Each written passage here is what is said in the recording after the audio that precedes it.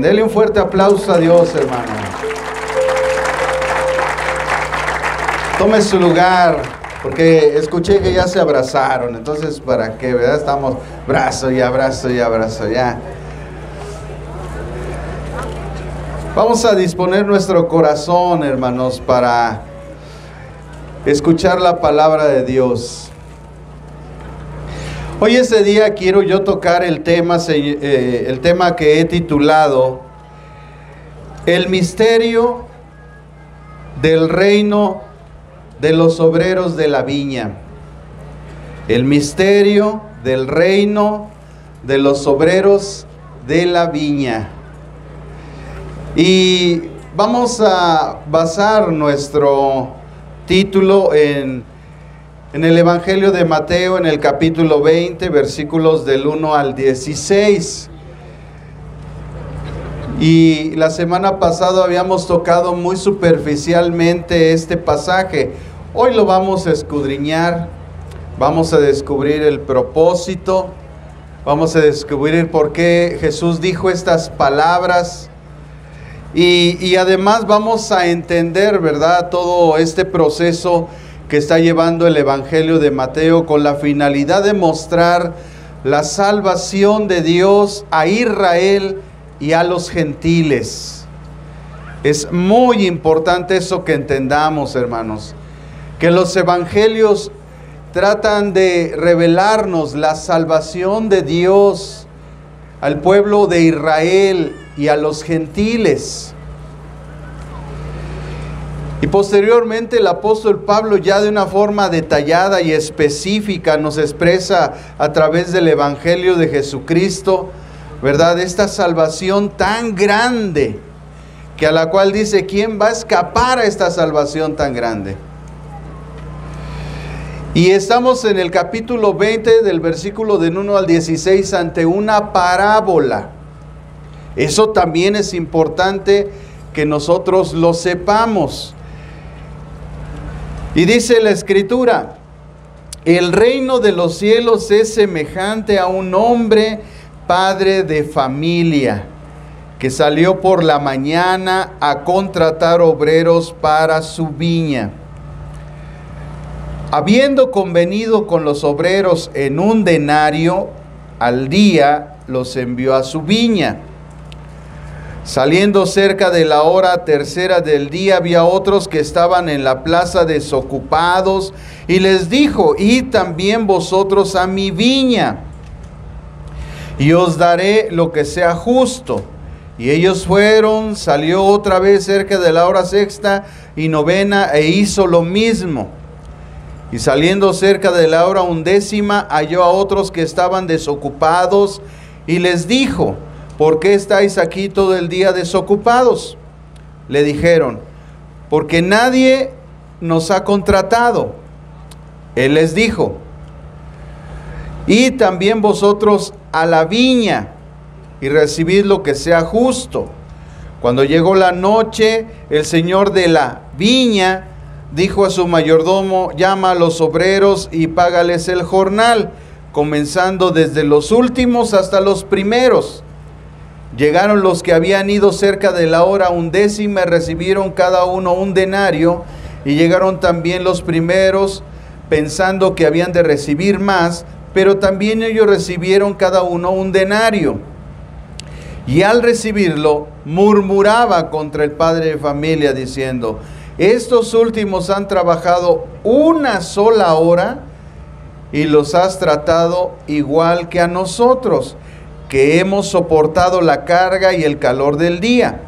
Él, respondiendo, dijo a uno de ellos, amigo, no te hago ninguna injusticia. ¿No conveniste conmigo en 1 denario? Toma lo que es tuyo y vete.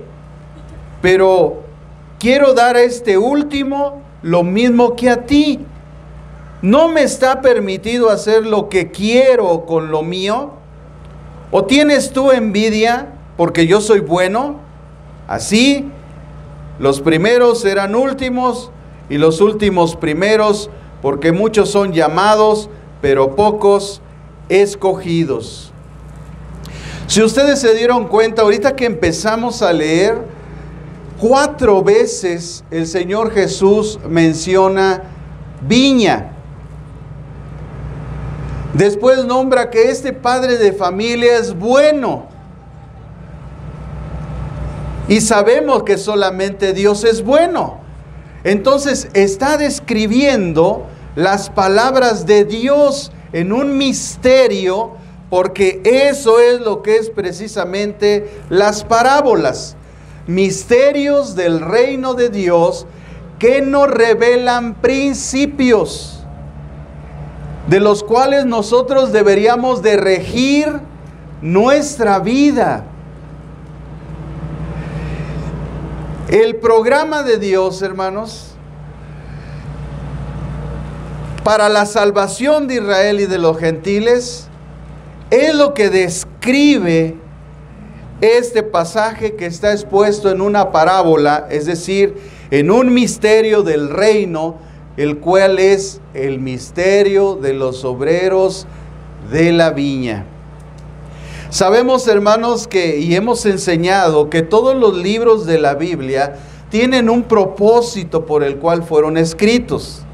Tienen temas principales, tienen principios, hay una audiencia a la cual se le escribió específicamente, aunque podemos extraer principios del Evangelio y principios del reino que nos pueden servir tanto a los judíos como a los gentiles, sobre todo aquellos que hablan acerca de la salvación, porque la salvación para los judíos y para los gentiles es bajo la misma premisa, es decir, la fe en Jesucristo.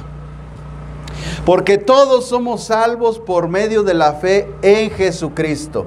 Y todos somos hijos de Dios por la fe en Jesucristo. Eso, hermanos, es de lo que trata este capítulo 20 del versículo 1 al 16. Y eso es lo que hemos venido a aprender hoy.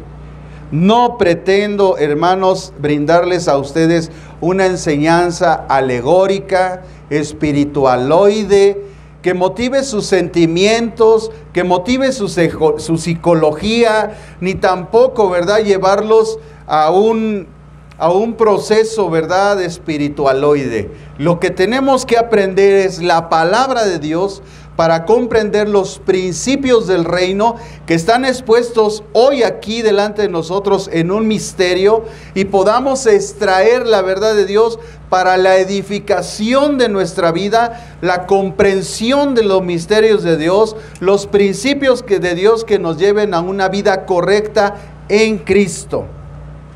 Ese debe ser el propósito de todo predicador.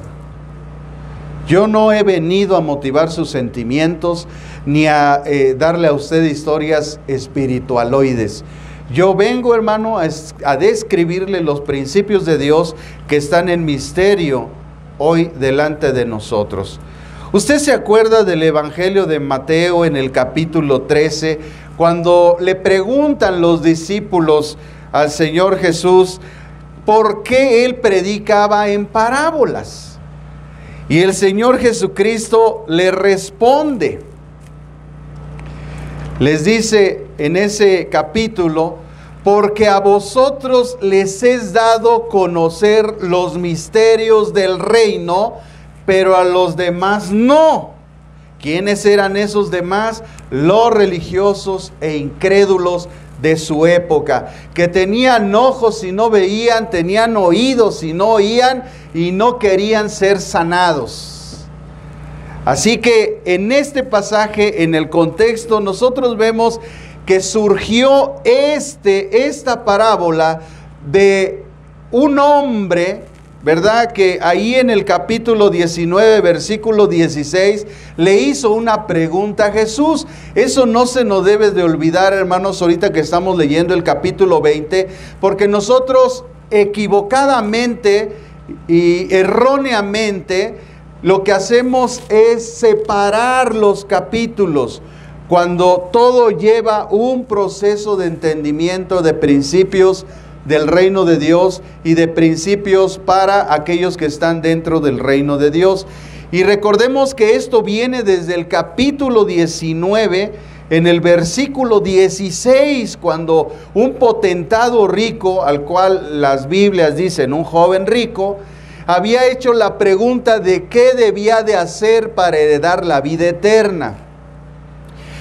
Y todo esto desde ese capítulo hasta el capítulo 20, versículo 1, 16, es un solo contexto. De tal manera que no debemos de perder de vista de que esto trata, el tema principal trata de la salvación, de cómo heredar la vida eterna. Y Jesús culmina su disertación diciéndoles una parábola en la cual se muestra el programa de Dios para salvación de Israel y de todos los gentiles.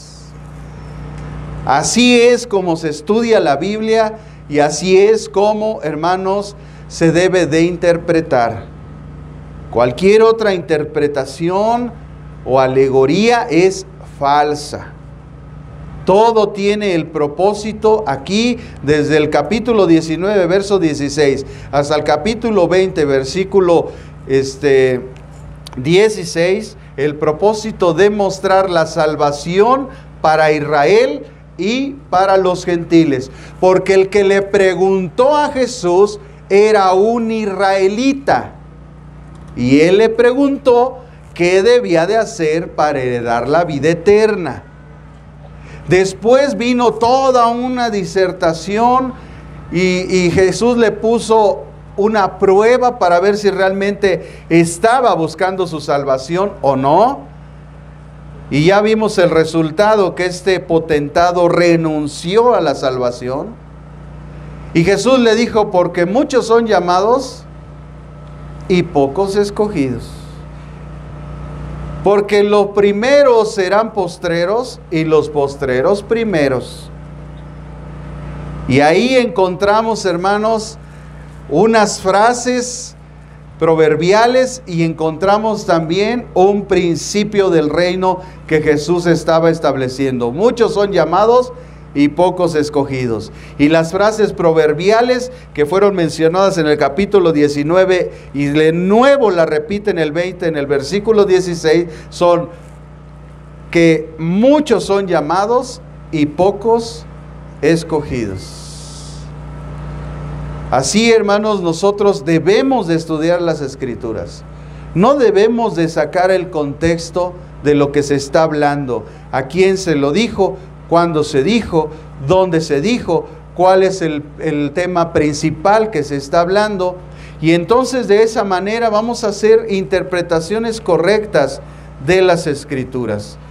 Así que, como hemos dicho, estamos ante una parábola que nosotros tenemos normalmente conceptualizada como una narración breve y simbólica en la que se expone una verdad o un principio del reino de Dios que está en misterio.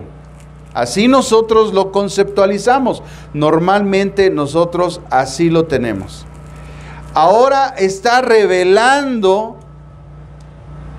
Jesús la obra de Dios para salvación de Israel y de los gentiles en este misterio.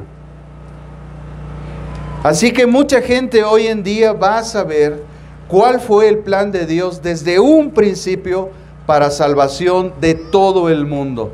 Porque de tal manera amó Dios al mundo que ha dado a su Hijo unigénito para que todo aquel que en Él crea no se pierda, mas tenga vida eterna. Como sabemos, sus propósitos eran también de las parábolas que los misterios del reino les fueran revelados a los discípulos. Porque a ustedes les es dado conocer los misterios del reino, pero a los otros no. Recordemos que Jesús estaba con sus discípulos y Pedro le preguntó: nosotros hemos dejado todo y te hemos seguido. ¿qué pues tendremos? Esto fue posterior a la pregunta hecha del potentado rico. ¿Qué haré para heredar la vida eterna? Y la conclusión de los discípulos es que ¿quién va a ser salvo? Entonces sabemos que de lo que se estaba hablando era de la salvación. Y al ser judío el que estaba preguntando cómo se debía de salvar, entonces concluimos que Jesús estaba enseñando la salvación a los judíos y la salvación a los gentiles. Qué bonita es la Biblia, hermano, cuando nosotros la estudiamos de una forma correcta.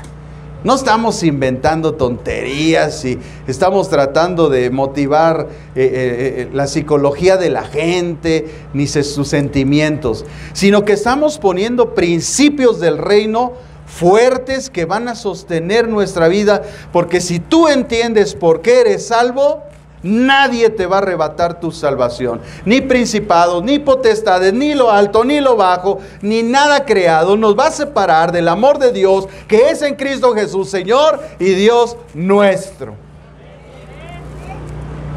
Así que ya no vas a escuchar al diablo que te va a decir que tú pierdes tu salvación. Así que no vas a escuchar al diablo que te diga que por tal o cual pecado tú vas a perder la salvación. Es por eso que la iglesia está fundamentada en Cristo. Porque lo primero que Cristo ofrece es la salvación eterna de la alma de aquel que cree en Él. Y nosotros teniendo ese conocimiento firme en nuestra vida, nosotros entenderemos que nosotros no estamos aquí por ninguna obra buena que hayamos hecho. No hay ninguna virtud en nosotros, nuestro corazón es malo y perverso. Por eso no escuches a tu corazón, escucha la palabra de Dios. Tu corazón es engañoso. Ay, es que pastor, yo lo sentí en mi corazón. Otra mentira más. Es que yo lo sentí aquí. Otra vez engañado. Tu corazón, no escuches a tu corazón, escucha la palabra de Dios, escucha los principios. Si Dios, dime, si Dios dijo que tú eres salvo, si por la fe en Él, por la fe en su Hijo Jesús, entonces tú eres salvo, punto. No tienes que estar dudando de eso, porque entonces realmente no has creído en lo que Dios ha dicho acerca de su Hijo, el testimonio que Él ha dado acerca de su Hijo. Por eso la persona o la gente que se aferra en que la salvación se pierde, pues va directita al infierno, porque no ha creído en el unigénito Hijo de Dios. Así es de trágico esto. Así es que fíjate quién está guiando tus caminos, no sea que te estén llevando al infierno. Porque la promesa de Dios a través de su Hijo es vida eterna, no vida temporal, no vida que está condicionada a tus obras o a tus actos, es vida eterna por puritita gracia, no es por obras. Por eso el versículo clave, muy clave acerca del Evangelio de Jesucristo, es Efesios 2, 8 y 9. Por gracia sois salvos, por medio de la fe. Esto no es de vosotros, esto es un regalo de Dios, no por obras, para que nadie se gloríe. Ahí está más claro que el agua. Ahora, si la gente no lo quiere entender y se quiere meter en consideraciones teológicas y tonterías, bueno, ese es su problema. No sea que esté entrando en dudar en Dios y en su palabra y eso los lleve directitos al hoyo. Así, hermanos, Jesús le respondió entonces a Pedro cuando él le dice: Señor, nosotros hemos dejado todo. Este hombre rico no tuvo la capacidad de dejar todo lo que él tenía. Nosotros sí lo hemos dejado, entonces, ¿qué recibiremos? Y la semana pasada decíamos, ¿verdad?, lo que hemos de recibir. ¿Qué recibiremos? Y entonces Jesús les dice lo que van a recibir.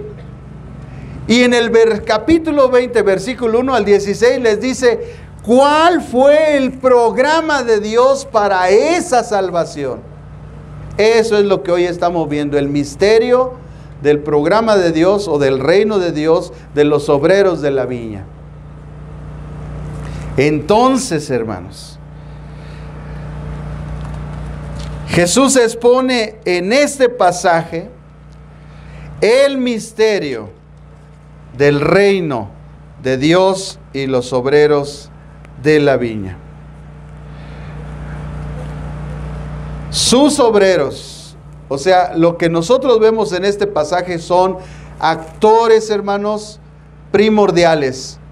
El hombre, dice, fíjense qué palabras, hermanos, es que cuando nosotros leemos, las palabras no tienen significado, pero en el original donde fueron escritos los evangelios, en este caso Mateo, que fue escrito para los judíos, por lo tanto este evangelio fue escrito en hebreo, en el hebreo las palabras tienen mucha importancia. Y dice que era un hombre, y después lo describe como padre de familia. ¿Por qué Jesús decía que Él era el Hijo del Hombre? ¿Por qué Jesús decía, mi Padre y yo uno somos? Qué hermoso es Jesús, hermano. De verdad nos funde el fusible. Porque a veces nosotros no entendemos o no comprendemos estos pequeñísimos detalles. ¿Por qué Jesús se llamaba el Hijo del Hombre? ¿Por qué en esta parábola Dios, que es el que da el testimonial aquí a través de Jesús por el Espíritu Santo, se describe a sí mismo y dice que es un hombre, padre de familia? Es hombre y a la vez es padre de familia. Wow. Mi padre y yo uno somos.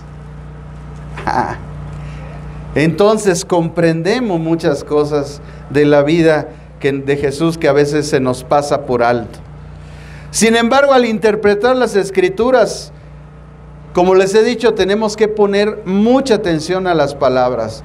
Por eso cuando nosotros estudiamos las Escrituras y las escudriñamos, buscamos el significado de las palabras. ¿Por qué Jesús dijo lo que dijo? Tiene un significado que este pasaje, esta parábola, describiera a un hombre y le diera un título, padre de familia. Tiene un propósito, no está así nomás porque sí. Porque además Jesús se está describiendo a sí mismo. Porque en el capítulo 13 del Evangelio de Mateo se describe que Él es el sembrador. Él es el que salió a sembrar. Pero dígame usted, un solo sembrador que tiene gran territorio y unas grandes viñas, ¿podrá hacerlo solo? Claro que no, Él va y contrata. Y entonces Jesús trajo discípulos y los discípulos otros discípulos, y así de generación en generación la viña del Señor está trabajando a través de obreros que de época y en época están sirviendo al Rey de Reyes y al Señor de los Señores. ¿Se da cuenta? Diríamos aquí en México, ¿me entiendes, Méndez? ¿Me explico, Federico? Estamos entendiendo la obra de Dios, estamos entendiendo lo que Dios ha hecho de generación en generación, que el sembrador salió a sembrar, pero vio que era mucho trabajo, entonces trajo obreros. Y escogió a 12 y después esos 12 a otros. Y entonces el evangelio, la obra de la viña, se extendió de generación en generación. Porque hoy vamos a ver los tiempos de Dios.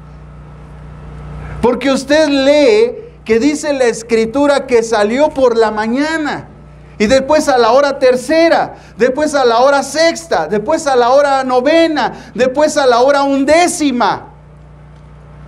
Y cuando está uno pensando todo lo que está sucediendo y el Espíritu Santo está trayendo a nuestro corazón la verdad de Dios, la revelación, la inspiración de la palabra, entendemos lo que dice en la Escritura en la segunda carta del apóstol Pedro, cuando él dice que para Dios es como un día, 1000 años son como un día y un día es como 1000 años.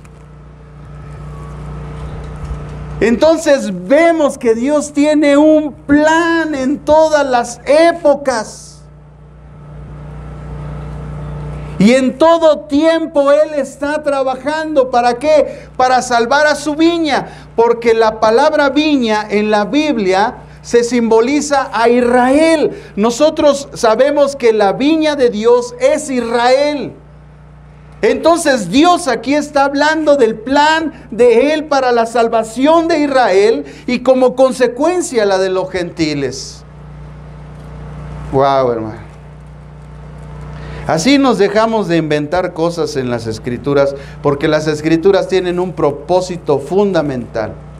Tienen principios. Establecer la salvación es lo que tú y yo debemos de aprender en nuestra vida. Así es que hay aspectos muy importantes, hermanos. En las palabras vemos significados: hombre, padre de familia, viña. Y que la repite esa palabra 4 veces, viña, 4 veces en este pasaje. Subraya ahí cada vez que dice viña, viña, viña, y usted va a ver que hay 4 veces que se dice viña. Después dice hora, hora, hora, hora. Entonces quiere decir que Dios está hablando periodos de tiempo. Obreros, obreros, obreros. Dios está diciendo que en todo tiempo está contratando gente para su obra. Vean cómo el Espíritu Santo, hermanos, Él no nos confunde, Él no nos trae tonterías, Él nos hace comprender de una forma lógica, de una forma sistemática, de una forma clara.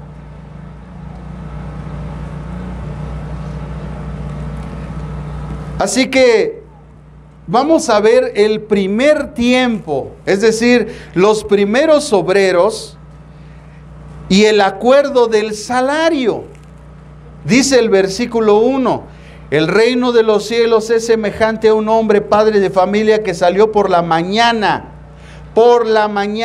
a contratar obreros para su viña. ¿Cuándo empezaba el día, hermano, en el calendario judío? A las 6 de la mañana. Esa era la primera hora del día, las 6 de la mañana.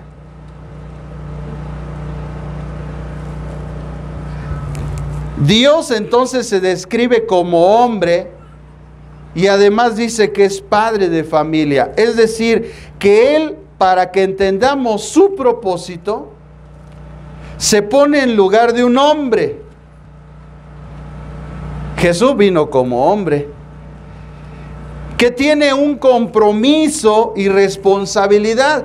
Todo hombre, padre de familia, hermano, tiene un compromiso y una responsabilidad. El matrimonio no es cualquier cosa, es un compromiso y una responsabilidad. Diga conmigo, el matrimonio es un compromiso y una responsabilidad. Ahora, ya sabe usted por qué la gente no se quiere casar, porque no quiere compromisos ni quiere responsabilidad. Tan claro como el agua. Ay, chato, ¿te casas conmigo? No, Lupe. No quiere compromisos, no quiere responsabilidades. Ahí está tu respuesta, mujer. Sí, yo sé que todos los jóvenes quieren. La cosa es que cuando están dentro ya se quieren salir. ¿Ya ven? Ahí está. O sea, la Biblia nos trae principios claros. Un padre de familia, hermanos, tiene compromisos y responsabilidades, porque la gente no se quiere casar porque no quiere compromisos ni responsabilidades, ni en el área social, ni en el área familiar, ni en el área moral, ni en el área del sustento. ¿Ve por qué Dios instituye el matrimonio? Porque Él sí quiere que el hombre tenga responsabilidad y tenga compromisos. Porque eso es parte de la vida moral de un hombre correcto, de un hombre fiel a Dios y fiel a su familia y fiel a la iglesia a la cual se dice pertenecer.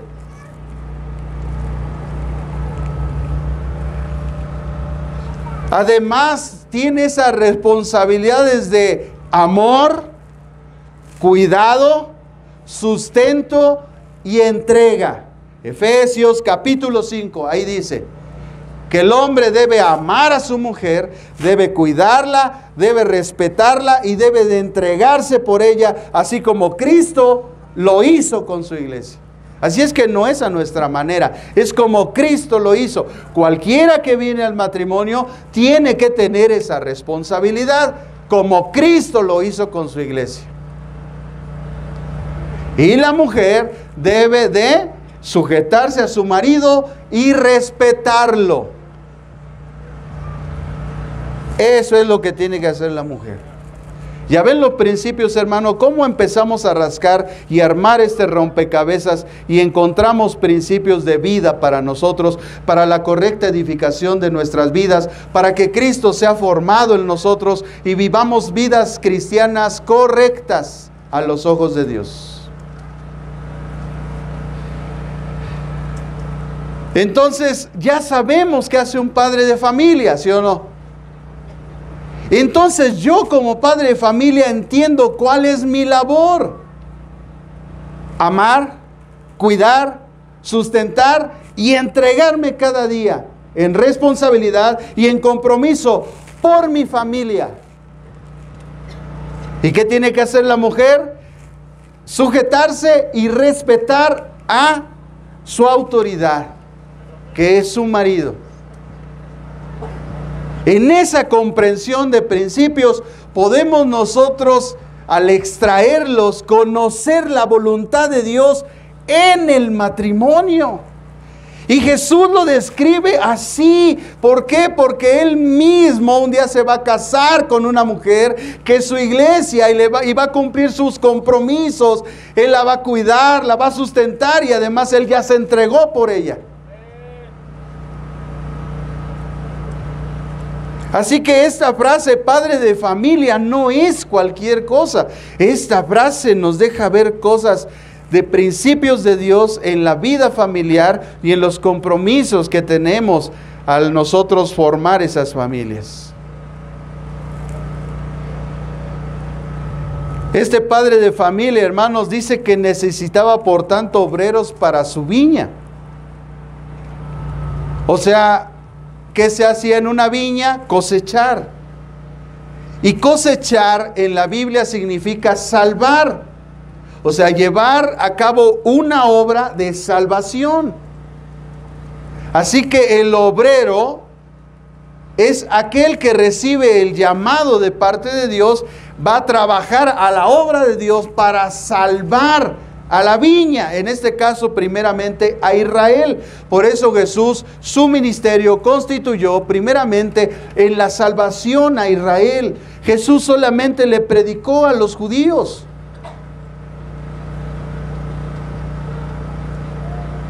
Los gentiles venían al ver, ¿verdad?, las maravillas que Él hacía, pero la predicación de Jesús fue directa a los judíos. La encomienda a los judíos, a sus discípulos fue: vayan y prediquen el evangelio primeramente en Jerusalén. Por lo tanto, el propósito, el plan de Dios, el proyecto de Dios es la salvación primeramente de Israel, porque Israel es su pueblo santo. Son las primicias que se deben de buscar. Pero ya sabemos el resultado. A los suyos vino, pero los suyos no lo recibieron. Pero a todos los que lo recibieron, a los que creen en su nombre, les dio potestad de ser hechos hijos de Dios. Entonces ahí entramos nosotros los gentiles, que como su pueblo lo rechazó, pues nosotros entramos ahí como de panzazo y entonces recibimos el reino de Dios. Dije como de panzazo, unos ya tienen la panza, ¿no? Entonces estamos viendo, hermanos, que Dios contrata obreros, además de todo tipo, condición, carácter, a cualquier hora. Y el propósito es enviarlos a su viña a trabajar. Porque a Israel se le dio la ley, pero a nosotros se nos dio el evangelio. Y el evangelio es poder de Dios para salvación, tanto de judíos como de gentiles. Así que los obreros somos nosotros, los gentiles. Qué bonito es eso, hermano. Qué bonito que Dios nos tomó en cuenta a pesar de nuestras diferencias personales, nuestro carácter, nuestra actitud. Porque, ¿qué es lo primero que vemos con los primeros contratados? Dice que el Señor salió primero a contratarlos en la mañana. Y vean, hermanos, como la gente cuando está buscando trabajo, la va a buscar a las 12 del día, porque ya se paró tarde. Hay gente que está buscando trabajo a las 5 de la tarde. Pero hay gente responsable que muy de mañana se va al lugar donde se está contratando para que pueda recibir su contrato y su labor. Pero hay gente bien irresponsable que busca trabajo en donde no lo debe de buscar y a la hora que no se debe de buscar. Y sin embargo, pasaje, aunque no está hablando de trabajo, pero sí nos muestra el carácter de mucha gente. A pesar de todo eso, Dios siempre tiene misericordia de la gente. Este es un flojonazo. Son las 12 del día y apenas está buscando la chamba. Digo, se escaparon los de la hora tercera porque eran las 9 de la mañana. Y bueno, a las 9 todavía, ¿no? Como que buscar chamba no hay bronca. Yo recuerdo en la empresa donde trabajaba, precisamente era la hora de contratación. Pero en la antigüedad era muy de mañana. Muy de mañana la gente ya estaba ahí parada, ya traía un letrero, ¿verdad? Soy obrero de la viña y ¿quién me contrata? Y todavía a las 9, todavía es válido, hermano. Pero los de las 12, los obreros de las 12, los obreros que estaban ahí a las 3 de la tarde, a las 5 de la tarde. Oiga, el jornal terminaba a las 18 horas, que serán las 6 de la tarde.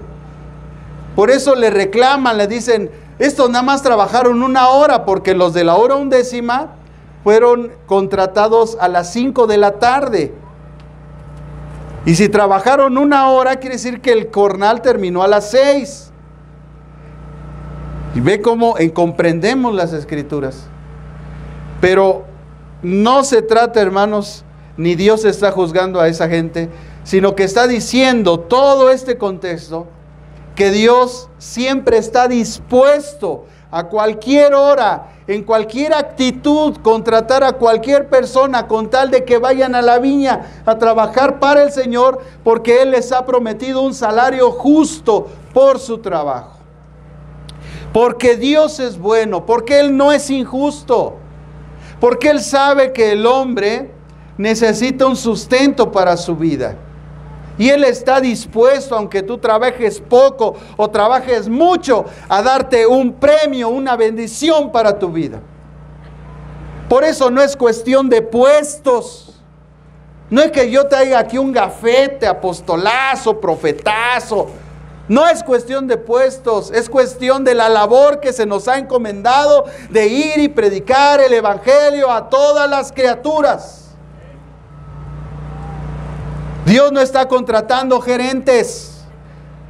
Dios está contratando obreros a su mies. Por tanto, dice Lucas 10:2, por tanto, rogad al Señor de la mies que envíe obreros a su mies. No dice gerentes, no dice apostolazos, no dice profetazos, dice obreros a su mies, gente que trabaja. No gente que está poniendo a trabajar a otros.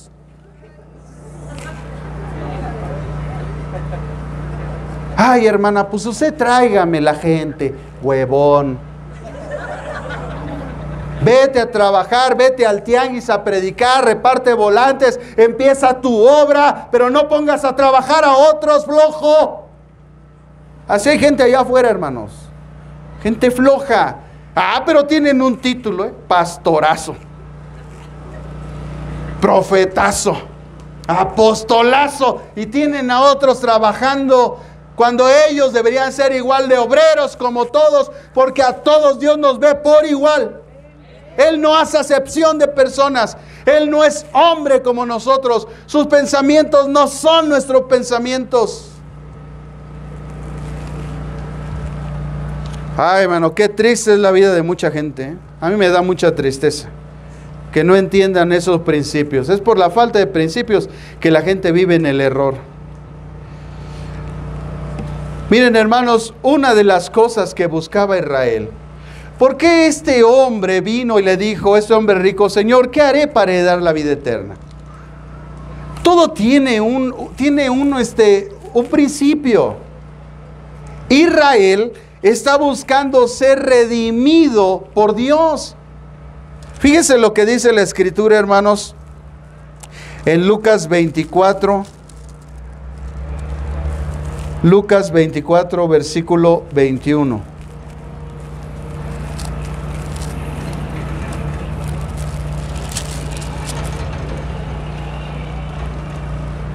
Pero nosotros esperábamos que Él fuera el que había de redimir a Israel.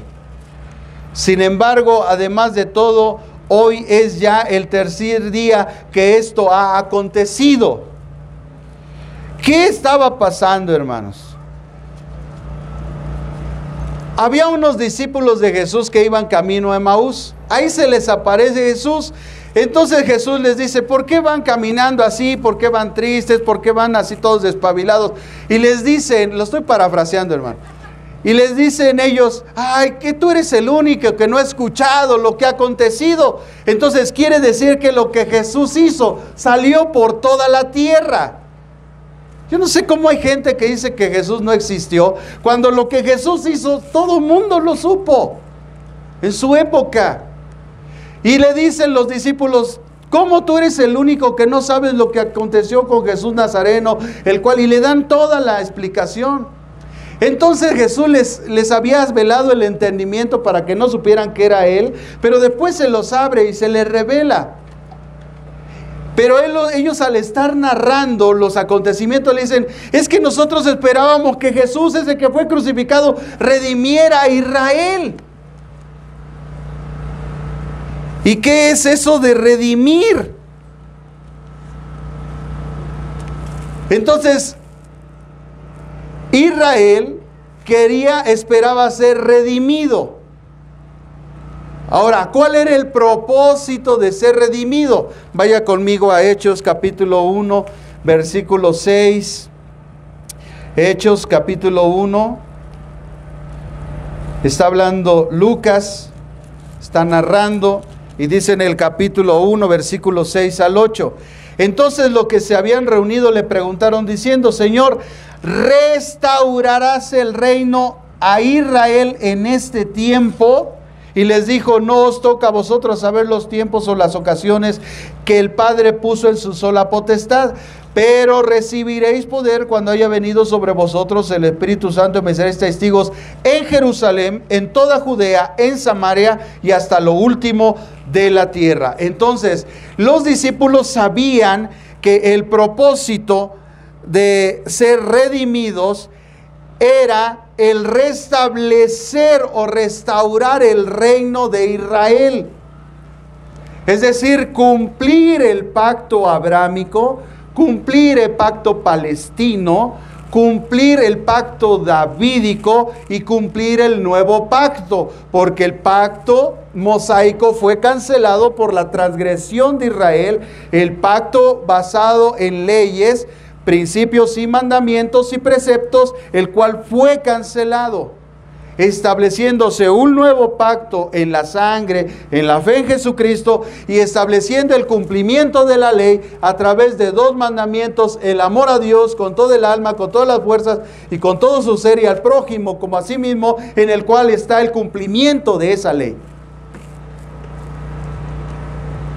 ¿Ya ve? Eso es lo que tú y yo debemos de saber.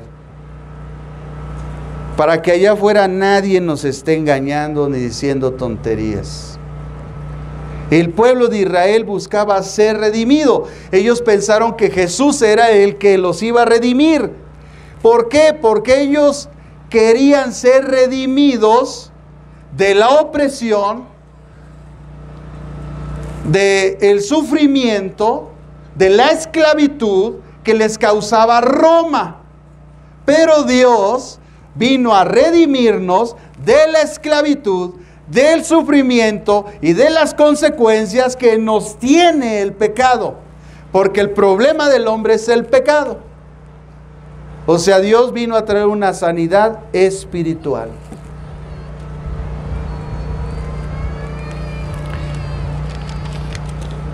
Ahora bien, hermanos, por eso nosotros cuando decimos que redimir es liberar a alguien del sufrimiento y de un castigo, Israel entonces quería ser redimido de la opresión y castigo de Roma, del sufrimiento que le ocasionaba eso, y Jesús lo redimía del sufrimiento, esclavitud y castigo por el pecado. Pues redimir también se utiliza para hacer referencia al hecho de adquirir o recuperar algo perdido, embargado. Entonces se recuperaba. Por lo que Jesús dijo en Lucas 4:18. ¿Qué dice Lucas 4:18? Fíjese. Lucas capítulo 4, versículo 18. Yo ya lo encontré.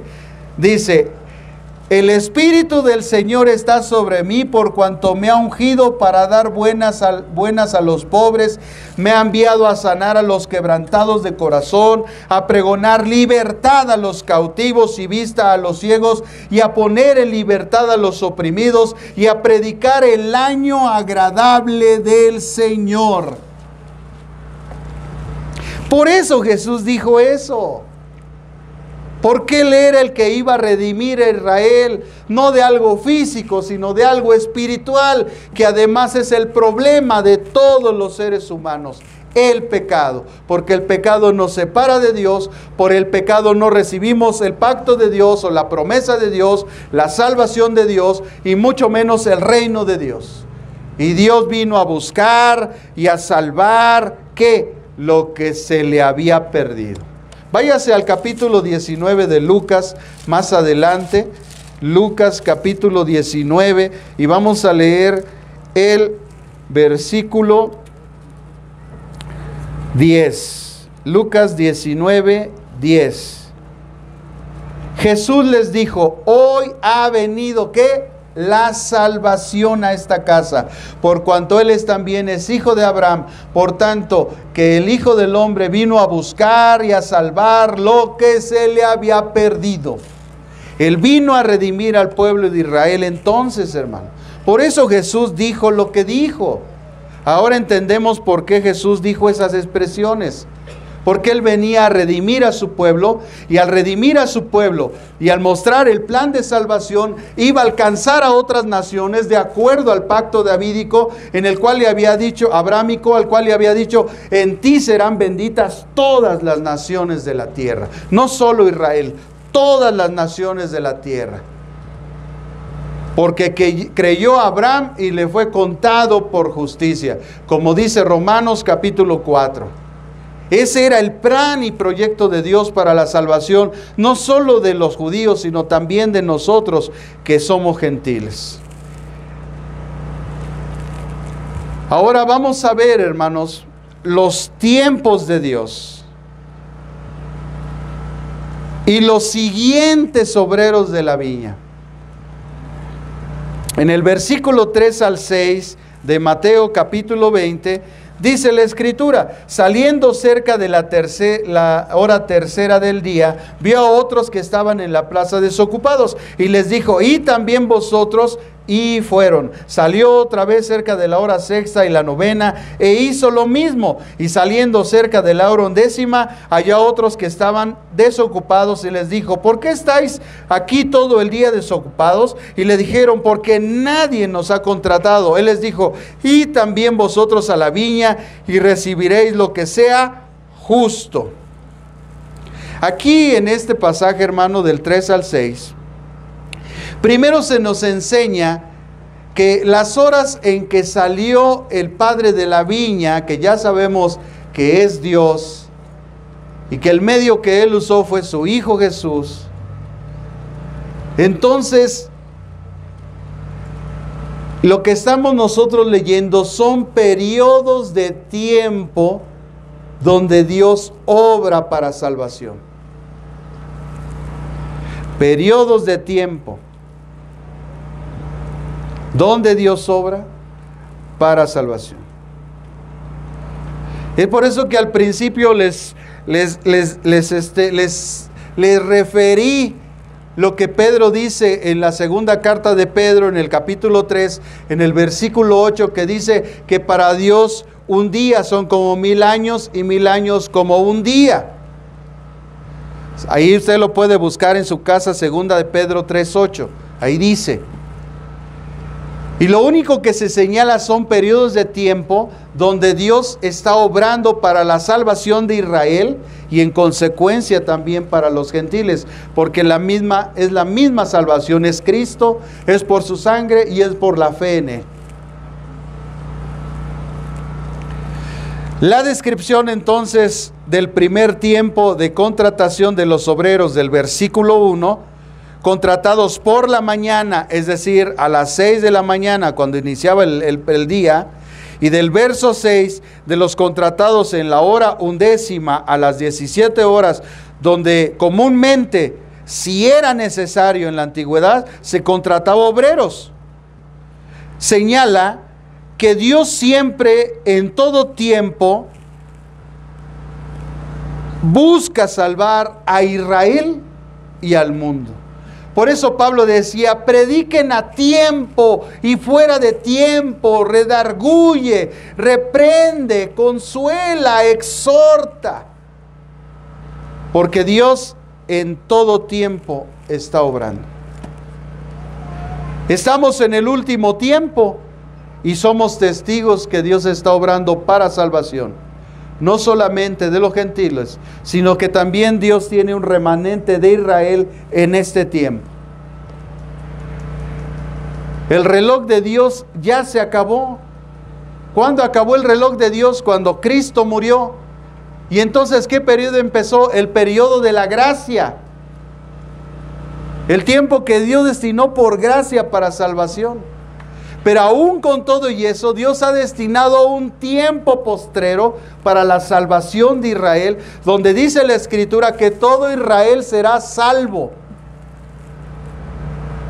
Porque Dios ha guardado un remanente, hermanos, y va a reguardar un remanente en todas las generaciones, tanto de judíos como de gentiles, para salvación. Eso es lo que nosotros aprendemos en este pasaje, hermano. Así también en el versículo 3 y 4, que es el segundo tiempo de la obra de Dios para la obra de salvación de Israel, y vemos las condiciones y características de estos obreros de este tiempo. En este capítulo 3 y 4 que se describe la hora tercera, es decir, las 9 de la mañana, que es un periodo de tiempo de salvación de parte de Dios, ellos estaban desocupados. ¿Y por qué estaban desocupados? Pues porque ya eran las 9 de la mañana. La contratación fue a las 6. En una ocasión, hace muchos años, hice una solicitud para entrar a trabajar en una empresa de leche. No digo el nombre para no hacer comercial. Y me dijeron, venga tal día a tal hora. Y a mí se me pasó el día y se me pasó la hora. Entonces llegué al siguiente día y ya no me contrataron. ¿Por qué? Pues porque fue a deshoras y a destiempo. Entonces, ¿por qué no te contratan? Porque vas a deshoras y a destiempo. Ya eran las 9 de la mañana. ¿Ya entiendes por qué no encuentras chamba? El padre de familia les hace un llamado a la labor. Porque a Dios no le interesa eso. Le interesa la disposición del corazón de la gente de ir a servir con Dios. Nada más. Lo único que Dios necesita para que nosotros le podamos servir es que tengamos disposición. Son las 9 de la mañana. Estás desocupado. ¿Quieres chamba? Sí, señor. Órale, vente. Se te va a pagar lo justo. Vámonos, a chambearle. Pero hay gente que sale buscando trabajo, rogándole a Dios no encontrar. Hermanos, aquí vemos algo del carácter de Dios. Que a Dios lo que le interesa es que estemos dispuestos. Él no le dijo, bueno, vas a ir a una viña, sabes cortar las uvas, sabes tratar la tierra, sabes. No, Él no contrata por nuestras capacidades, ni por nuestro conocimiento, ni por nuestra experiencia. Él nos contrata de puritita gracia. Por eso estamos aquí. Oye, si hubiera una virtud en nosotros, no hay ninguna. Por eso el primer requisito para ser servidor de Dios, dice la primera carta de Timoteo, es que el siervo debe estar hallado primeramente fiel, o sea, dispuesto. Porque si no está dispuesto, porque si se le hace fácil a un trabajador faltar un día o 2 o 3 a trabajar, ¿qué va a pasar con ese individuo? Pues lo van a correr. Porque no tiene disposición, porque siempre saca un pretexto para faltar. Ay, es que me dolió la panza, es que me dolió la cabeza. Ay, es que tenía una flojera tan grande. Pretextos. Miren la empresa donde estuve, una empresa de excelencia en calidad mundial, que hace jugos. Y se me escuchan los directores de esa empresa. Ahí les encargo, ¿no? Un donativo. En esa empresa, yo me llevaba muy bien con los supervisores. Y yo le decía, oye, ¿por qué tienes a este flojo aquí? Lleva todo el turno barriendo este pasillo. 8 horas. Oye, tú 8 horas barriendo un pasillo. Así como tú cuando empiezas el quehacer en tu casa, que te avientas todo el día.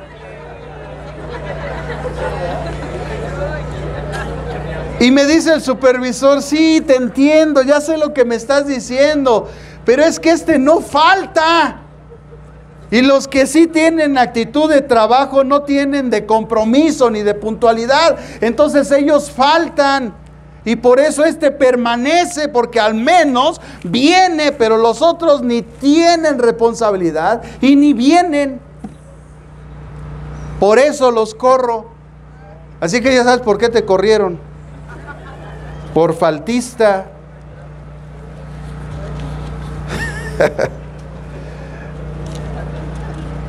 Entonces, cuando ellos recibieron el llamado, dice la Biblia que ellos fueron. O sea, tenían actitud correcta.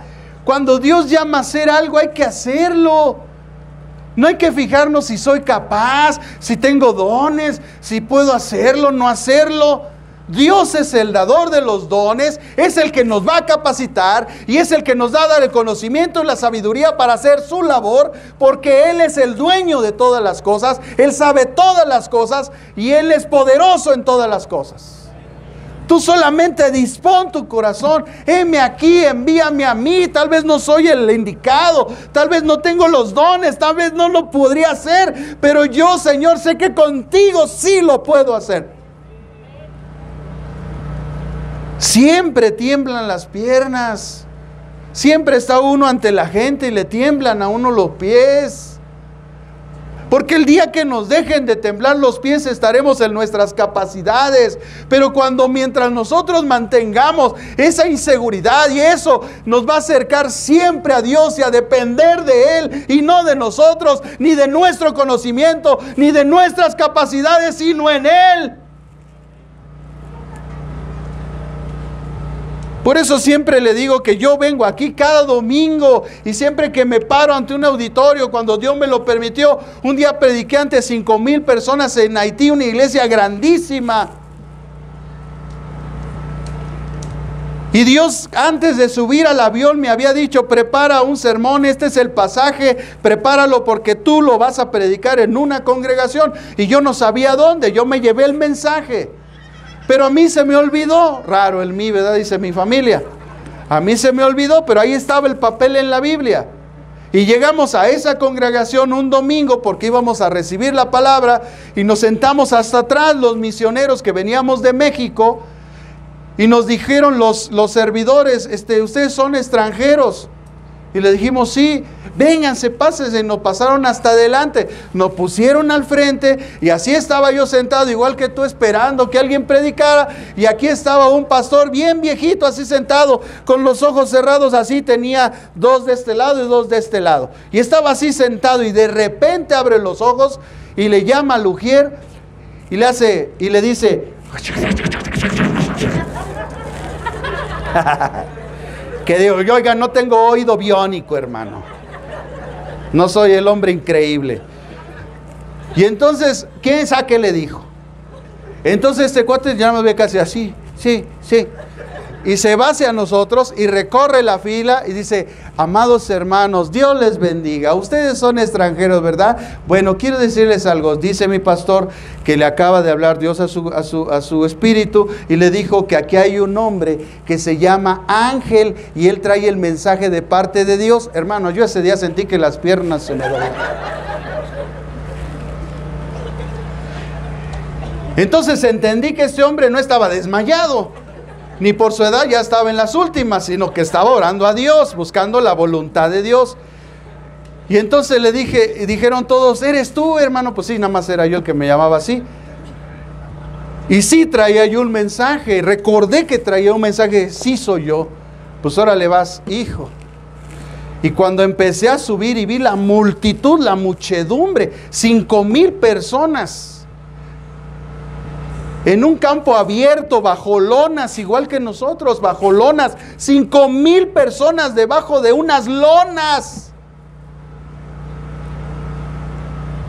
Y entonces abrí el libro de Nehemías y empecé a predicar. Y fue glorioso, una experiencia gloriosa en mi vida. Y aquí estaba el traductor y mientras yo hablaba en español, él hablaba en francés y les pasaba el mensaje. Y yo nada más escuchaba cómo la gente decía, ¡aleluya! ¡Aleluya! Y cada palabra de la escritura que yo hablaba, ellos respondían, ¡aleluya! Pero con un fervor, hermano, que yo hasta me sentí medio apantallado. Había un hombre en la pared recargado así, pegado a la pared, que estaba escuchando el mensaje y gritaba, ¡aleluya! Y se callaba y seguía escuchando, ¡aleluya! Y yo por acá, caray. Amárrenlo, no sé, ¿no? Oye, se me suelta. Es cotorreo, hermano, es para romper el hielo. Qué bendición, hermano. Fue una de las experiencias, de las muchas que Dios me ha dado a través de mi vida y que han impactado mi corazón. Por eso se la cuento, porque impactó mi corazón. Cómo Dios hace su perfecta voluntad, cómo Él busca obreros para su obra, cómo Él los llama, cómo Él los lleva y cómo Él hace la obra por medio de ellos. Eso fue lo que fui a hacer allá. Y fue una bendición muy grande para mi vida. Yo nunca pensé, hermanos, al lado de mí estaba un pastor que en ese tiempo estaba bajo la cobertura de Marcos Witt. Este pastor tenía 53 iglesias. Este pastor tenía 35 años. Oye, 35 años. Y tenía 53 iglesias en los Estados Unidos. ¿Por qué Dios no lo escogió a él? Él tal vez tenía mejor palabra que yo. Había misioneros de muchos años. Jóvenes que andaban en las naciones, que además hablaban varios idiomas. Oye, incluso el pastor que nos llevó allá era un gran misionero, ya partió con el Señor, pero un gran misionero que anduvo en muchos países, en muchas circunstancias difíciles de países, terremotos, inundaciones, tsunamis, y él siempre llevaba un grupo de misioneros a ministrar a la gente, a ayudarlos, a cuidarlos. ¿Por qué no él? Él tenía más experiencia que yo. Tal vez las ciudades de donde ellos venían eran de mayor renombre. Yo venía de Nextlalpan. Nextlalpan ni aparecía en el mapa. Hoy ya aparece, pero antes ni aparecía. Tú le ponías Nextlalpan, ¿y dónde es eso? Ahí donde la mezclilla. Ah, sí, creo que he oído de un pueblillo ahí que hacen pantalones de mezclilla. Después nos hicimos famosos porque vino un derrame de gas y casi nos volamos todos al cielo en una explosión. Y después nos hicimos famosos por unas elecciones transgredidas. Pero en medio de este pueblo, aquí hay un pueblo de Dios que está buscando proclamar el nombre de Dios. Y eso somos nosotros. Aquí Dios nos puso, hermano. Aquí Dios nos contrató. Aquí nosotros tenemos que hacer la labor. En este lado de la viña. Porque toda la viña de Dios es todo el mundo. Y nosotros estamos en un lado, en un punto, y ahí Dios nos puso. Y algunos nos halló desocupados. Algunos sí estábamos con esa intención de buscar de Dios. Otros ni siquiera la teníamos. Otros ni siquiera la buscábamos. Cuando escuchamos el llamado de Dios, respondimos al llamado de Dios. Por eso dice, hermanos, en el cuarto tiempo de la obra de Dios para salvación, en el versículo 6 y 7, dice la Escritura, y saliendo cerca de la 1ª, había otros que estaban también desocupados. Y les dijo, o sea, les hizo el llamado, ¿por qué estáis aquí todo el día desocupados? Y le dijeron, porque nadie nos ha contratado, nadie. Entonces no era el único que contrataba, había otros que contrataban. ¿Pero para qué contrataban? Pues quién sabe. Pero el que estaba enfrente de ellos era el Señor de la viña del reino de Dios. Porque hay gente que se contrata para el reino de las tinieblas y es brujo, hechicero, santero, del vudú y de otro satanista. Hay otro que está también contratando, pero es para el reino de las tinieblas. Pero ellos estaban enfrente de aquel que contrata para la viña del Señor. ¿Ven la diferencia? Oye, qué gran diferencia, ¿eh? ¿Por qué están aquí? Nadie nos contrata. Yo los quiero contratar. Vean el corazón de Dios, hermano. Bondadoso siempre, misericordioso, preocupado por la gente que está sin Dios, sin esperanza, sin saber qué hacer. Y Dios siempre viene y los busca y les ofrece. No te vayas con los brujos, no te vayas con los hechiceros, no te vayas con los sistemas de pensamiento, no te vayas con los filósofos, no te vayas a perder por otro lado. Ven, sírveme a mí. Yo te ofrezco esto y te ofrezco un pago justo. Oye, ¿quién no va a responder? Pues aunque todo eso, mucha gente no responde. Porque así es la gente, hermano. A pesar de que Dios insiste, los busca a tiempo, fuera de tiempo, en la mañana, en la tarde, en la noche. Dios siempre está buscando obreros para su mies. La hora 11 era las 5 de la tarde. El último periodo de tiempo que duró 1 hora, porque el jornal, al decir el reclamo, estos solo trabajaron 1 hora, quiere decir entonces que el jornal constituía o terminaba a las 6 de la tarde. Y estos, a pesar de que estuvieron solamente un ratito trabajando,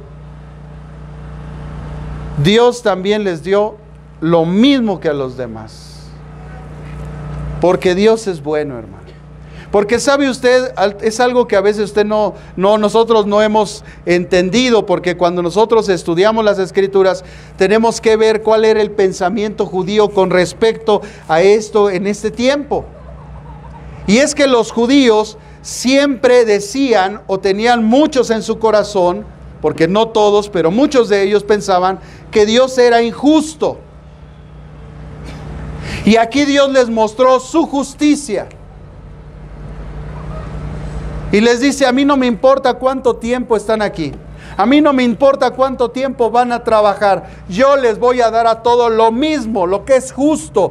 Porque el pago era la vida eterna, pues ese era el contexto que estamos leyendo. Entonces, ¿qué estaban esperando aquellos que querían más? Porque cuando vieron que a los últimos les dieron lo que les dieron a los primeros, dijeron, oye, nosotros merecemos más, no solo merecemos la vida eterna, tal vez es sentarnos a tu derecha o a tu izquierda. Ay, sí, tú. En el contexto, el premio es la vida eterna. El denario representa la vida eterna. Y la vida eterna es dada a los judíos y a los gentiles. No importa el tiempo que han trabajado, ni sus actitudes, solamente Él busca su disposición para recibir la bendición de Dios. Los posibles obreros entonces, su condición descrita, que estaban desocupados, al igual que los obreros contratados a la hora tercera del versículo 3, podemos ver que el hombre sin Dios carece de labor, propósito, y sin que pueda obtener salario justo para sustento diario, por lo que no tiene seguridad. Su vida está en incertidumbre y sin esperanza. Pero algo también revelador es que a ellos les pregunta por qué están así sin ocupación. Quiere decir que muy probablemente estos no se habían dado cuenta de su condición. Y así hay gente que no se da cuenta de su condición. No se da cuenta que va directita al infierno.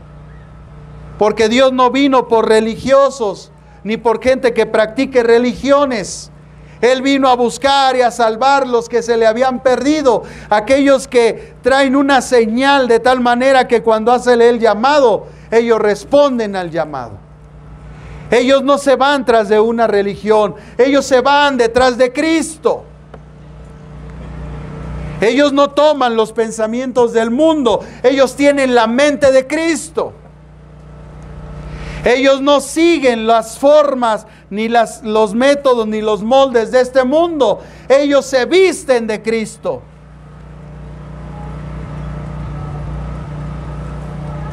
¿Se da cuenta cómo mucha gente no sabe ni a dónde va? Solamente pregúntales, ¿qué crees que pase el día que te mueras? ¿A dónde vas a ir? No saben. Y tan no saben que están buscando a alguien acá abajo que les aviente un empujón. De donde quién sabe a dónde fueron. O pregúnteles, ¿tú has sido más bueno o más malo? No, pues sí, yo creo que más malo. Entonces, ¿ya sabes a dónde vas? No. Pues vas directito al infierno. Pero te tengo una buena noticia. Dios sabe tu condición, tiene un mensaje para ti, para que no vayas para allá. ¿Lo quieres? ¿Quieres ser parte de la viña del Señor? Pero muchos son llamados. ¿Y qué? Pocos los que responden al llamado de Dios. Pocos escogidos.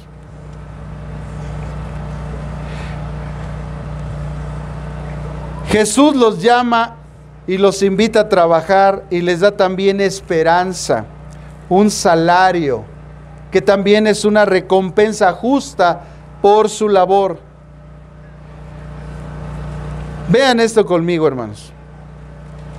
Los primeros, los de las 6 de la mañana, estaban muy de mañana esperando ser contratados por alguien con la actitud correcta y en la hora correcta. Los segundos, los de la hora tercera, que serán las 9 de la mañana, estos segundos muestran un grado de irresponsabilidad.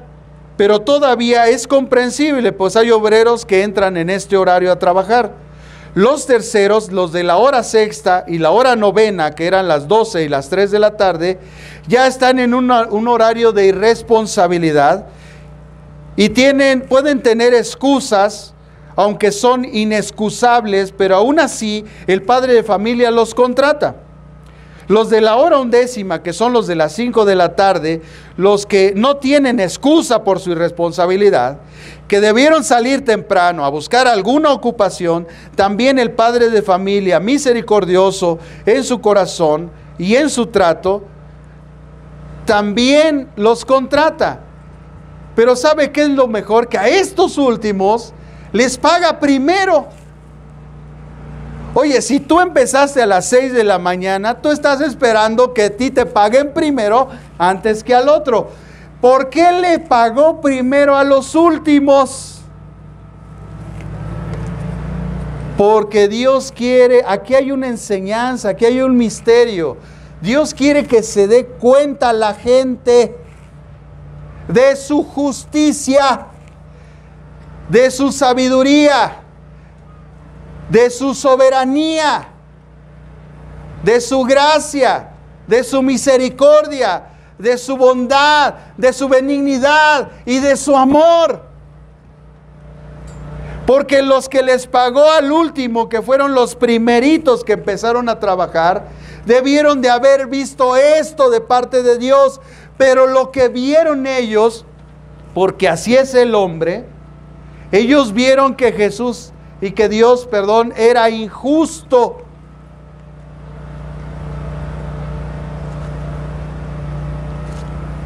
Cuando la gente no entiende que nuestros pensamientos no son los pensamientos de Dios,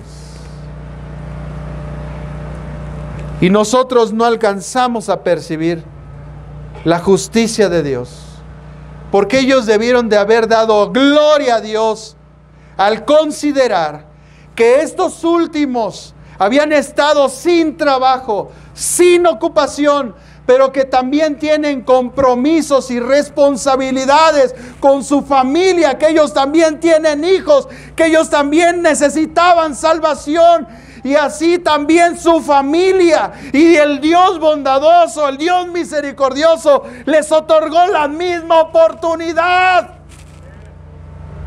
Pero el corazón humano egoísta siempre está buscando más y más. Por eso Dios le dijo al hombre: deja todo lo que tienes, entrégaselo a los pobres y ven y sígueme, porque eso que tienes te está estorbando.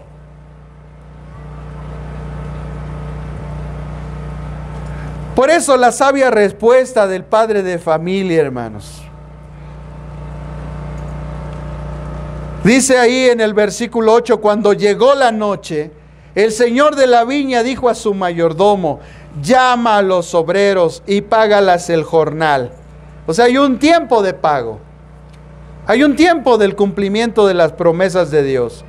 Y dice: comenzando de los últimos hasta los primeros.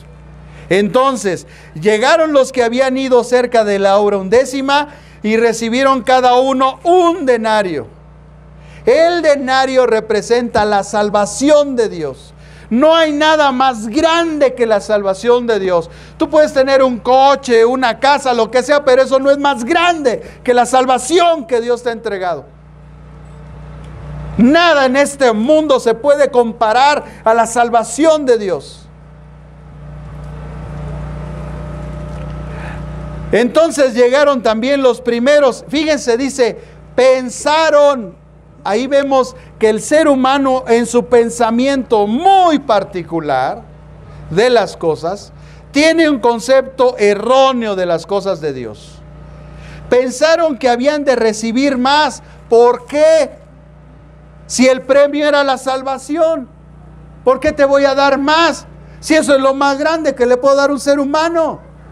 Pero ellos querían más. Pero también ellos recibieron cada uno un denario, porque el denario representa la salvación. Y al recibirlo, dice que murmuraban, porque el hombre nunca está contento con lo que tiene. Y tú tienes que estar contento con lo que Dios te ha dado. Debes de darle gracias. Llegar a tu casa y decirle: gracias, Señor, por lo que tengo. Gracias por mis hijos. Gracias por lo que tengo, el refrigerador, la estufita de gas o la eléctrica. Gracias, Señor, porque yo puedo tener aquí mi comida, mi sustento. Gracias, Señor, porque hoy he recibido mi salario. Sé que es poco, pero sé que tú me vas a ayudar. Tú vas a suplir mis necesidades. Pero cuando llega aquel cabezón: no me va a alcanzar. ¿Tú crees que con esto va a alcanzar? Si tú piensas que la provisión proviene de ti, no te va a alcanzar. Pero si tú sabes que la provisión viene del cielo, te va a alcanzar. Es suficiente. Porque Dios es justo. Él nos da a cada quien lo justo, lo que podemos administrar. Porque Dios no te da más, porque no lo sabes administrar. Porque cuando tienes te vuelves de Monterrey. Por eso Dios no te da por codo, por agarrado, por egoísta, porque no siembras.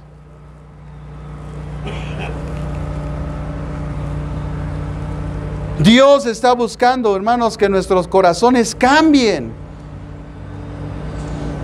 que nuestra vida cambie. Eso que tienes es lo que mereces.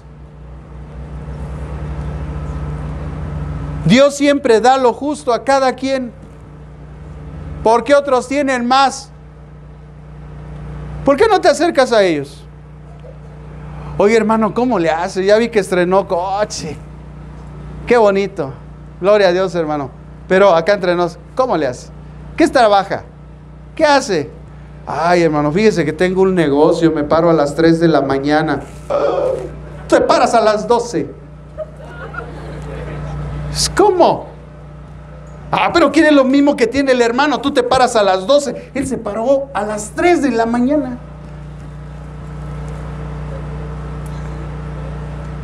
Oye, mi suegro que ya partió con el Señor, se paraba a las 4 de la mañana, hermano. Y se iba con el taxi a trabajar. A la 1 ya había regresado. Y ya traía el sustento de la casa. Y ya traía hasta para ahorrar para él. Pero tú quieres tener, cuando sacas el Uber a la 1, sacas el Didi a la 1.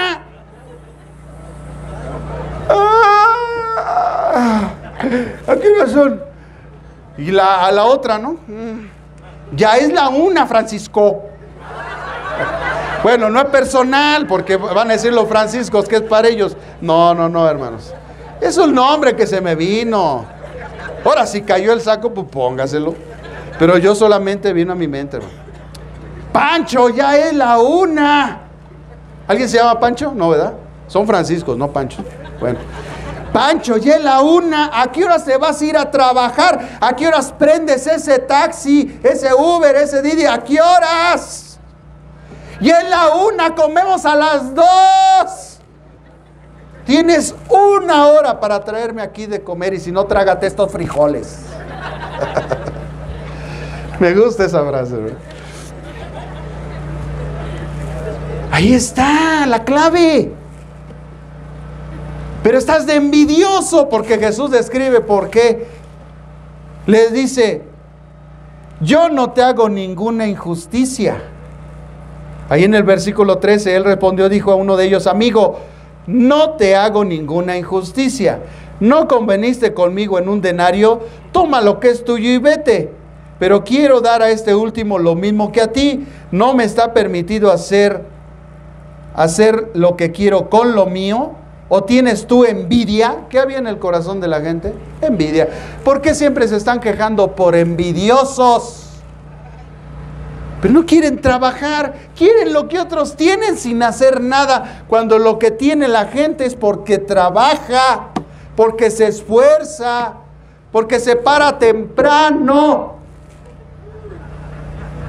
Porque a las 6 de la mañana, cuando empieza el jornal, ya están listos para buscar chamba, a ver en qué le entran. Pero otros se paran a las 9, otros a las 12, otros son las 3 de la tarde, otros son las 5 de la tarde. Y dicen: ya se acabó el día, mejor mañana busco. ¡Puta!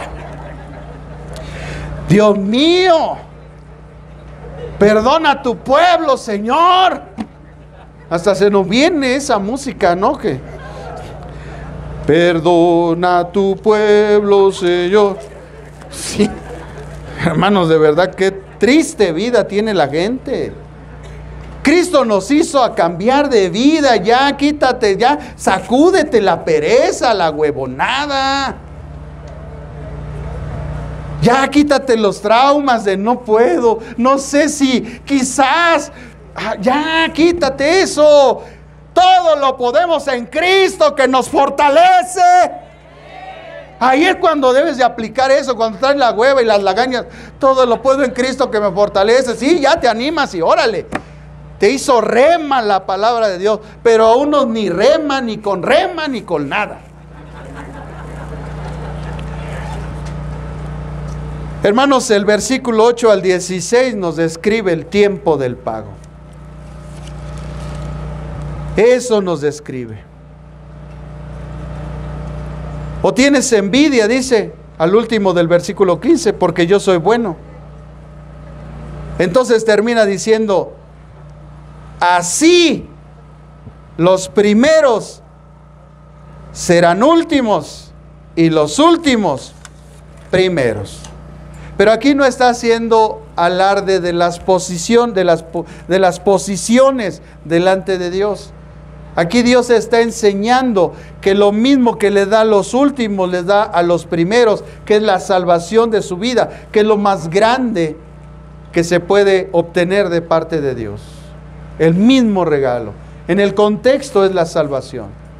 La salvación del pueblo judío y del pueblo gentil. Entonces dice el verso 16, muchos son llamados, pocos escogidos. Y entonces estudié qué significa esta frase. Este proverbio que Jesús enseñó y que solamente en este pasaje está. Solamente aquí. Entonces quiere decir que fue un proverbio que Jesús enseñó. Esto quiere decir que a pesar de que la nación de Israel recibió la revelación de la salvación de Dios, en primer lugar, ellos entrarán en el pacto de fe de salvación, pero solo será un remanente, y esto ocurrirá al final de los tiempos. Cuando eso ocurra, el reino de Dios será restablecido. Y la iglesia verá a Israel y dirán, ¿cómo es posible que se arrepintieron hasta el último? Y nosotros que trabajamos de generación en generación, los gentiles, llevando el mensaje de la salvación, hemos recibido lo mismo. Cuando trabajamos más, sufrimos más y más tiempo estuvimos haciendo la labor de Dios. Entonces comprenderemos la perspectiva de Dios, sus propósitos eternos, su amor a su pueblo Israel y el amor a todo el mundo, su misericordia y gracia, su amor para todo el que responde a su llamado, porque Él ha llamado a su salvación tanto a los judíos como a los gentiles, por la fe en el único Dios y Salvador que es Jesucristo. Este es el misterio de los obreros de la viña, la salvación de los gentiles y de los judíos. Ah, qué precioso, qué hermoso es esto. Cuando tú descubres, hermano, el corazón de Dios, tan maravilloso para todas las personas, en todas las edades, en todas las generaciones, que es el mismo. Así se salvaron los antiguos, por la fe en el Mesías que había de venir. Así nos salvamos nosotros, en el Mesías que no vimos, porque los que lo esperaban no lo vieron, y nosotros que creímos en Él sin verlo, tampoco experimentamos su presencia. Sin embargo, creímos en Él. Por eso dice la Escritura que somos los más dignos de conmiseración, es decir, de consideración de parte de Dios. Porque todos aquellos que hemos creído en lo que no hemos visto, sabemos aquí adentro en nuestro espíritu en quién hemos creído. Hay algo aquí adentro, que es el poder del Espíritu Santo que me dice que soy hijo de Dios. Aquí hay algo en nuestro corazón que nos dice que Cristo es real. Aquí hay algo en nuestro corazón que todos los días nos despierta con esperanza. Aquí hay algo en nuestro corazón que nos dice que somos muy amados por Dios. Y a veces este espíritu nos deja escuchar en nuestro espíritu que nosotros somos los hijos amados y en Él tiene en nosotros toda su complacencia. Aquí dentro de nosotros hay algo que siempre nos está diciendo: arrepiéntete, cambia tu manera de ser. Aquí hay algo, hermano, dentro de nosotros que está siempre guiándonos a la verdad. Aquí hay algo en nosotros que nos está encaminando a la santificación. Aquí hay algo dentro de nosotros que cuando estamos tristes nos consuela. Aquí hay algo dentro de nosotros que nos anima, que nos esfuerza y nos hace valientes y nos da esperanza de la vida eterna. Porque esa es precisamente la promesa de Dios, es el denario, es la promesa, y Dios ha destinado un tiempo donde la recibiremos. Por eso la vida eterna comienza desde ahora. Esta es la vida eterna. Dice la Biblia que Jesús le dijo a los judíos que habían creído en Él: esta es la vida eterna, que te conozcan a ti, el único Dios verdadero, y a su Hijo Jesús, al que has enviado. La vida eterna entonces comienza en la tierra, cuando nosotros recibimos a Cristo como Señor y el Salvador de nuestra vida. Esa es la vida eterna. Por eso debemos de ir cada día más aprendiendo de Él, porque aquí está la vida eterna. Los judíos un día vinieron y le dijeron: Señor, ¿qué haremos para heredar la vida eterna? Y digo los judíos porque este joven era representante de ellos. Era la característica natural de los judíos. Porque los judíos son prósperos, porque los judíos tienen las promesas aquí en la tierra. Y les dijo Jesús: los mandamientos saben, pero si quieres ser perfecto, es decir, que para heredar la vida eterna, Dios tiene un estándar de perfección, es decir, de cumplir todos los mandamientos, lo cual era imposible para el pueblo de Israel, por lo que los discípulos dijeron: Señor, ¿quién entonces podrá ser salvo si no hay nadie sobre la tierra que pueda cumplir todos los mandamientos de la ley, los 10 mandamientos y los demás de 600 preceptos? No hay nadie. ¿Quién va a ser salvo? Y Jesús les dice: lo que para los hombres es imposible, para Dios es posible. Porque el Hijo del Hombre vino a buscar y a salvar lo que se le había perdido.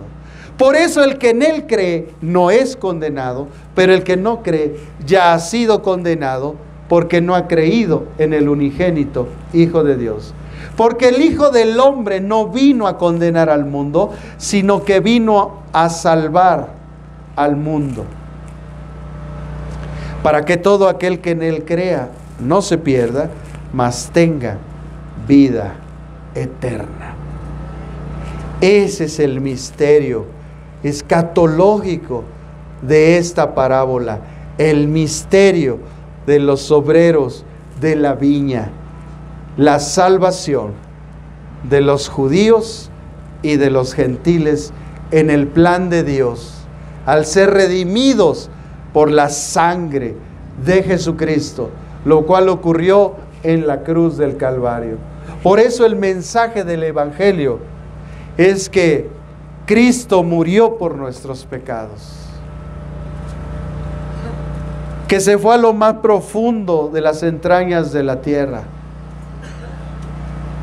que Él resucitó y que está sentado a la diestra de la majestad de las alturas, y está ahí en el trono para ser abogado de todos aquellos que hemos creído en Él. Y el día del juicio no seamos condenados, porque Él va a ser nuestro abogado. Él nos va a eximir de toda culpa. Él nos va a liberar de todo peso de pecado y de toda consecuencia del pecado.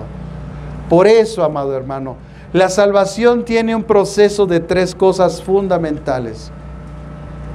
La justificación, que es el perdón de nuestros pecados. La santificación, que es el proceso por medio del cual nosotros vencemos al pecado. Y la glorificación, que es cuando Dios nos entrega la herencia, la promesa, el denario de esta parábola, la vida eterna. Así entonces entendemos que Jesús nos liberó de la esclavitud del pecado al perdonarnos. Nos está librando en la santificación de la influencia y del poder y la tentación del diablo por el pecado. Y nos va a librar de las consecuencias del pecado, que es la muerte, a través de otorgarnos gratuitamente, por su gracia, la vida eterna. Ese mensaje no lo tiene ninguna religión, ninguna. Incluso los musulmanes ni siquiera creen que Dios los puede escuchar. Pero Jesucristo nos ha dejado de su Espíritu y a través de Él nos oye todos los días. Ve nuestras necesidades y nos da de su gracia para caminar en esta vida en esperanza, porque un día estaremos con Él. Ese es el mensaje del Evangelio. Por eso Jesús les dijo: muchos son llamados y pocos escogidos. La pregunta en esta mañana: ¿cuál va a ser tu respuesta a este llamado? Él sale por la mañana, Él sale por la tarde, y Él sale cuando se está ocultando el sol, siempre buscando personas, hombres y mujeres de todo el mundo, de todos los países y de todas las culturas, para que entren en la salvación de Dios.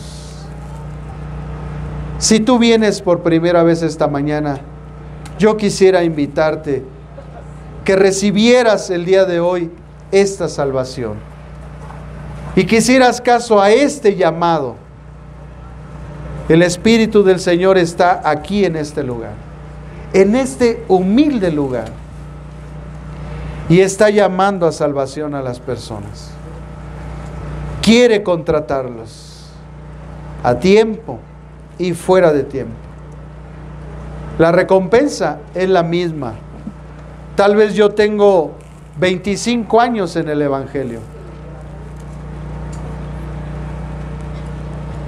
y no sabemos si mañana venga Cristo, o en un año, o en un mes.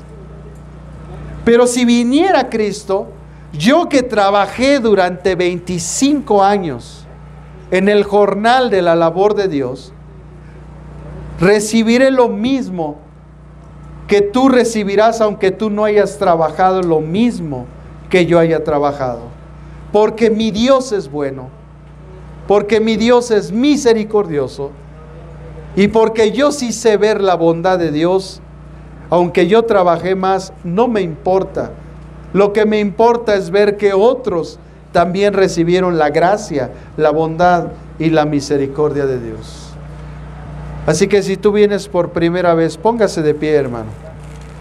Y vamos a empezar a orar para que Dios disponga los corazones de aquellos que vienen por primera vez. Y yo te invito esta mañana para que vengas al frente, recibas a Jesús como Señor y Salvador de tu vida, y habiendo oído el mensaje del Evangelio de tu salvación, hoy dispongas tu corazón para recibirlo como Señor. Dios le bendiga.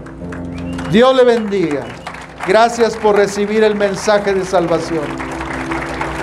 A Él no le importa lo que has hecho. Cuando Él salió a contratar, no vino a preguntarles si tenían experiencia. Dios les bendiga. Gracias. Dios les bendiga. Vengan. Él no les dijo cuáles eran sus capacidades. Él siempre está dispuesto a perdonar. Dice la Escritura que a los suyos vino, es decir, los judíos, era el pueblo de Dios, pero ellos no lo recibieron. Mas a todos los que lo reciben, dice Juan, a los que creen en su nombre, les da potestad. Esa palabra es una palabra griega que es eusousia, que significa derecho legal. Es decir, que Dios levanta una acta en el cielo donde dice: Juanito Pérez, a partir de este día, por cuanto escuchó mi llamado y pasó al frente, es hecho hijo de Dios. Y el acto legal aquí en la tierra que nos hace ver que somos hijos de alguien es el acta de nacimiento. Por lo tanto, lo que la Escritura está diciendo es que tu nombre está escrito en un libro, que es el libro de la vida. Cuando tú recibías el bautismo, te escribían en un libro. Y ahí se certificaba que tú habías sido bautizado. Cuando tú vienes a Cristo, recibes un bautizo del cielo, el Espíritu Santo que viene a tu vida. Y se da testimonio en ese libro de que tú fuiste bautizado por el Espíritu de Dios y por lo tanto eres hijo de Dios. Oye lo que dice la Escritura, no es cualquier cosa. Hay algo aquí dentro que nos va a hacer sentir que somos hijos de Dios. Y hay algo aquí adentro que nos va a dar la seguridad de que no hay poder en esta tierra que pueda dañarnos. No hay brujería, no hay hechicería, no hay sortilegio, no hay demonio que pueda dañar a los hijos de Dios. Porque nosotros hoy, o ustedes van a ser sellados con el Espíritu Santo de Dios.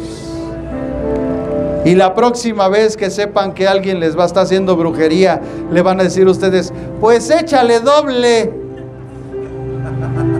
Porque el que está en Cristo no puede ser tocado, porque el poder de Dios está dentro de él. ¡Aleluya!